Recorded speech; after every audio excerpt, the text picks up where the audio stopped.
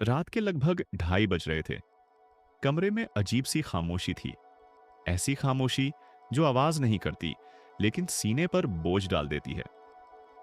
खिड़की के शीशे पर बारिश की बूंदें धीरे धीरे फिसल रही थीं, जैसे किसी की आंखों से आंसू चुपचाप बह रहे हों। मैं कुर्सी पर बैठा था। मेरे सामने टेबल पर एक पुरानी सी डायरी पड़ी थी। उसके पन्ने पीले पड़ चुके थे, किनारे मुड़ गए थे, लेकिन उसमें लिखे शब्द आज भी उतने ही जिंदा थे। वो डायरी मेरी जिंदगी का वो हिस्सा थी जिसके बारे में मैं किसी से बात नहीं करता, क्योंकि कुछ यादें बताई नहीं जाती, बस जेली जाती हैं। मेरा नाम अमन है। लोग कहते हैं जिंदगी आगे बढ़ जाती है। शायद वो सही कहते हो।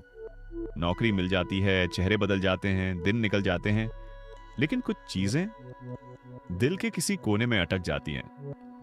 न वो आगे बढ़ने देती हैं, न पीछे जाने। मेरी जिंदगी में भी एक ऐसा ही कोना था, और उस कोने में एक नाम था, सिया। मैं उसे पहली बार कॉलेज के बाहर बस स्टॉप पर देखा था। सादा सा सूट, हाथ में कुछ किताबें और आंखों में वो गहराई, जिसे देखकर लगा कि ये लड़की बहुत कुछ सह चुकी है। वो बाकी लड़कियों की तरह नहीं थी। न जोर से हंसती, न किसी का ध्यान खींचने की कोशिश करती। बस अपनी दुनिया में रहती। मैं रोज उसे देखता और रोज खुद से कहता, कल बात करूंगा। लेकिन कल कभी आया ही नहीं। धीरे धीरे हालात ऐसे बने कि हमारी बातें होने लगी।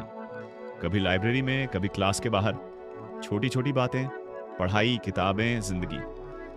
उसकी आवाज बहुत धीमी थी, लेकिन शब्द बहुत गहरे। एक दिन उसने यूं ही कहा था, कुछ लोग बहुत पास होते हुए भी बहुत अकेले होते हैं। मैं समझ गया था, वो अपने बारे में बोल रही है। सिया की जिंदगी आसान नहीं थी। पिता बीमार रहते थे, घर की जिम्मेदारी उसी पर थी। उसने कभी शिकायत नहीं की, लेकिन उसकी आंखें सब कह देती थी। मैं उसे पसंद करने लगा था, धीरे, बहुत धीरे। मुझे नहीं पता था कि यह प्यार है या क्या, लेकिन इतना जरूर जानता था, अगर वो उदास होती तो मेरा दिन खराब हो जाता था। मैं उसके लिए कुछ बनना चाहता था।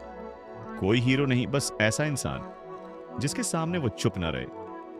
लेकिन सिया हमेशा एक दीवार बनाकर रखती थी। शायद डरती थी, या शायद जानती थी कि उसकी जिंदगी में भावनाओं की कोई जगह नहीं। फिर वो दिन आया जिसने सब बदल दिया। कॉलेज खत्म होने वाला था। सिया को दूसरे शहर नौकरी के लिए जाना था। ये बात उसने ऐसे कही जैसे कोई मामूली बात हो, लेकिन मेरे अंदर कुछ टूट गया था। उस रात मैं सो नहीं पाया। मैंने वही डायरी खोली और पहली बार दिल से कुछ लिखा। मैंने लिखा कि मैं उससे कुछ नहीं चाहता, ना वादा, ना रिश्ता। बस इतना चाहता हूं कि अगर कभी उसे लगे कि वो थक गई है, तो कोई है जो उसे बिना सवाल समझ सकता है। मैंने वो चिट्ठी मोड़ कर रख ली। सोचा कल दे दूंगा। लेकिन जिंदगी को शायद कल पसंद नहीं। अगले दिन सिया कॉलेज नहीं आई। फोन बंद था। शाम को पता चला वो शहर छोड़ चुकी है, बिना अलविदा, बिना एक आखिरी नजर। उस दिन के बाद मैंने उस चिट्ठी को कभी खोला नहीं। वक्त बीतता गया, मैं आगे बढ़ गया, कम से कम दुनिया को ऐसा लगा। लेकिन हर बारिश में, हर खामोश रात में वो डायरी मुझे बुलाती रही। आज 3 साल बाद मैंने फिर से वही पन्ना खोला। शब्द धुंधले हो चुके थे, लेकिन एहसास नहीं।